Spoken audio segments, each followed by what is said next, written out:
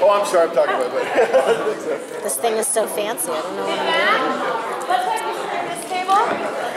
So let's do the thing with the person that's not here, your lovely wife. Yes. So let's. Why don't you give us a lowdown on how wonderful it is to work with Ginger Gonzaga? It is absolutely wonderful. I mean, what have you heard? Because I'll tell you. She's one of the funniest people I've ever met. I know assassins in this business. Really, really funny people. And she's one of the funniest people I've ever met. When we did the testing for Helen's, I fortunately got Harry, and then now we had to read for Helen's. And when she came in, she just changed the whole thing. She was improvising. I was just trying to keep up, and then she made up this funny bit where she was talking about, because in the pilot she thinks that Harry's having an affair. Yeah. And she says, I looked at this thing, 10 reasons why your husband's having an affair. After I did this, which Harry Potter character were you? And then we went on, and then at the very end, I said, I'm not having an affair, it's just, it's this thing, it's something else. But which Harry Potter character were you? And she went, Dobby. And it was just perfect, right? It had nothing to do with the show, it had nothing to do with the test or the audition, but it was, for us, it was just fun. And her and I laughed, and we're like, oh my God, that was so funny. And that's how it was every day. She made everyone laugh. So it was awesome working with Ginger Gonzaga. Should be glad to hear that. Oh, you're just a friend? Huh? She's been on my podcast before, actually. Oh, okay. So, yeah, she's lovely. Love her. Yeah, she's hilarious. She's the best. What about preparing for the role? Obviously there's the movie. Did you go back and watch it to see what Arnold was doing, or did you purposely avoid it to put your own spin? This whole process, this whole thing has been amazing and terrifying and wonderful, and such huge shoes to fill. Like a lot of kids, I was a huge Schwarzenegger fan growing up in the 80s and 90s. So I saw the movie in the theater, and then I told one of my best friends who I grew up with, and he goes, your 13-year-old self would be freaking out right now. But again, it was really scary. I'm not an Austrian bodybuilder. I'm not Arnold Schwarzenegger. And the thing is, though, is when you throw a knife and it goes through somebody, and that knife then sticks into the wall, and then you have the line, stick around. That's hard to pull off. And he did it with so much suave and grace and his own style. And yeah, he was like this, bodybuilder guy, but he became this iconic action star of film. And then now we're doing the TV version of it. So yeah, it was daunting. It's just set up to fail. But we try to do our own thing. We try to do not the movie, because again, James Cameron, Schwarzenegger, Jamie Lee Curtis just won an Oscar. These are iconic film stars of the silver screen, and now we're doing the TV version. I've always wanted to punch the guy, shoot the gun, kiss the girl, crack the joke. So careful what you wish for. This is one of those things. So I had a lot of fun doing it. It was also it was hard. It was really hard.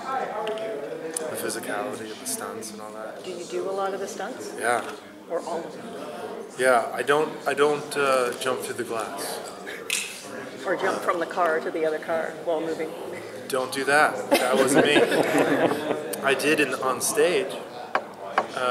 You do the fight scenes, and that's me. But yeah, all that, the stuff that insurance companies don't let you do. Exactly. Unless you're, Tom Cruise, who owns the insurance company.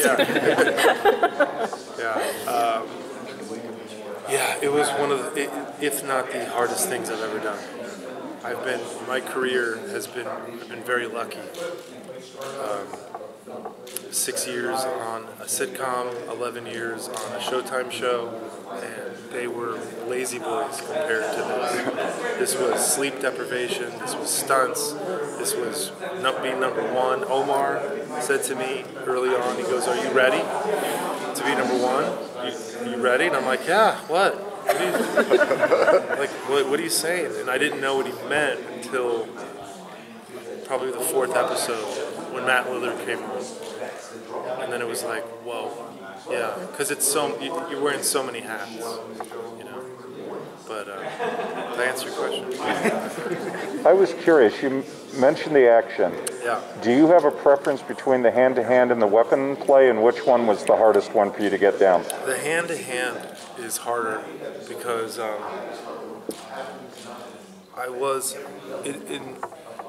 it's not so much anymore. There is some competitions, but I was a rifle pistol competition shooter, so I already had a discipline in handling firearms and a respect that I'd never had before. Doing the hand-to-hand to sell a punch or a kick. If you look at these Jackie Chan, Donnie Yuen, Scott Atkins, it's a punch, but then you throw it back, and I didn't know that. So I was doing what I know I'm trained in, and I was throwing punches or kicks or whatever, and then I looked back on it, and it looked like I was in slow motion. And I was like, I'm throwing fast punches. Why am I looking like I'm in slow motion? It's because it's the recoil. It's for the movie. It's like it's a whole movement that I didn't know about. And so I was learning it as I was doing it with the stunt coordinator. So yeah, the knife play, they're just exaggerated moves, and the best way to do anything is just to have experience. So you just have to do it over and over again until it looks reasonably okay. So it doesn't look like you're just some old man out there like clawing at the stunt guy. Yeah, but yeah, it was hand-to-hand combat because those moves, elbows, knees, kicks, to sell it, you have to. It's a choreography. With gunplay, it's just it's kind of. I think it's easier because it's a tool. You have something else. Right. Tools are easier because it's like you get to juggle. And it's distance too versus being right up on someone. I'm sure. Yeah, exactly. Perfect. Thank you. Can you tell us what it was like to work with Tom Arnold? Yeah, it was great. Can we expect other cameos from some of the original cast? Well, you have to tune in and find out. But he was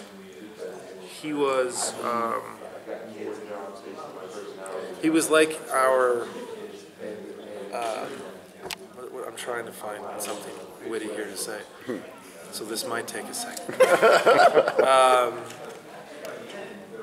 He like christened the show because he said he didn't know what he was getting into, and I was like, yeah, I mean, like, your best performance, if I may say, was a hit mega blockbuster movie with James Cameron. I mean, you stole that movie. He stole that movie for me. How I feel. I mean, Jamie did too. Yeah, he was great. He was funny. He improv'd. We had fun with him. And then at the end, he said, "You guys got something cool here. Like, good luck." Yeah, it was cool. Beverly D'Angelo, is in the cast. Another iconic Hollywood legend. Matt Lillard was great. We have some amazing guest cast come in. This was tough because if you think about it, if you're remaking a hit movie with huge movie stars, like, you know what I mean? I mean, on the record, off the record, you're fucked. You're fucked because how do I compare it to that? How do I people who are familiar with the movie, and then there's all these kids who aren't familiar with the movie, so they're coming into it all brand new, and so hopefully we can just entertain. That's what we try to do, is just have fun and have a good time. But there were some there's some things I've been doing ADR for the show, and I'm pretty tired. There's a couple scenes where I'm like, because memorizing lines, no matter what anybody says, memorizing lines is exhausting because you have to get out of your own way. You have to get away from yourself, be the character, and just let it happen. That takes so much energy, mental energy, physical energy, and then when you, and on top of the physical, with the stunts and all that, I was like, is this torture? I mean, I love what I do, but is this? I was like looking up like torture, like how to get out of torture,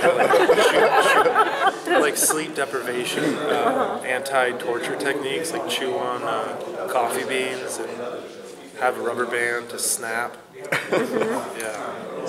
Steve, in Shameless, you were definitely body-wise bigger. So how much did you bulk down for this role? Well, that was the thing. I didn't want to do. I didn't want to do that other guy. Because then it would look like I was doing that. Yeah. You know, I could have done the whole. And then hit the gym and stuff, but I didn't want to do the Hollywood diet for the action super, because I just wanted this guy to be, because my focus with Harry, if besides the movie, besides who played him, here's a guy who got recruited out of college to be a spy. He's been lying to his wife, but he loves his wife. He loves his family. He can compartmentalize and justify in his head. And I'm like, what is that? What is that? How do you justify that, right? But he loves his family. So that was going to be my focus. So here's a guy who's probably not too focused on going to the gym and being all yoked, but he's more focused on being just a dad. Yeah. You know, being there for his daughter, being there for his, we're not done.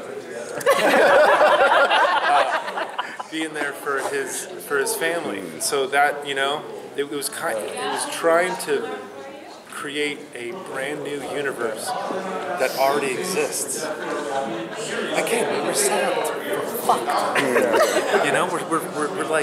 We're screwed, but because this cast, we got along so well. Ginger, Omar, like we were all like, oh my god. You guys are good. Like this might, like what are we doing? This is actually working. And so we then, because of that care and that respect, we didn't want to let each other down, and we would just keep pushing and doing it. And we have something pretty cool, I think. For sure, definitely. That is One more different question. So Harry's obviously a great spy. What skills do you personally feel that you have that would make you a good spy? I'm an excellent liar. I don't like to lie because I can't remember anything. But I can sell ice to an Eskimo if I need to. I can go in any room and convince them that I am. And wow, you just brought it up midway through the answer. You just brought it up. That threw me off so hard. So everything you've said just now is a lie. Absolutely. Yeah. But he thinks we can't see it. I'm not Steve. No. Yeah. This was hard. Like I've made a career on playing a lot of dumb guys, and it's so much easier because you just get to have fun and be like, what? Now I'm playing someone who has a lot on his plate and has to be technical and have the family aspect of it and have the espionage, and how do you play that, do that, and make it look cool and make it look fun, make it look confident. So it was so scary to do this, but it was, again, at the end, it was a lot of fun. That what scares you, if you pull it off, can be a lot of really exciting, right? So, yeah. Does that answer? Yeah, thank you. Thank you so much. Thank you. Appreciate it. Thank you.